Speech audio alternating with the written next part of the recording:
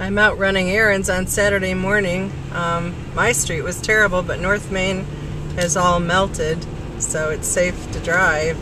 And it's beautiful. Oh, it's another beautiful season in Greenville. Spring is beautiful, fall is beautiful, and when we get snow, winter is just spectacular.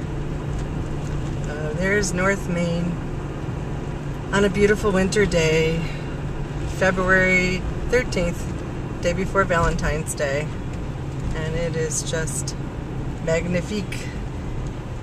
Look at that. Oh, it's just so pretty. I love it.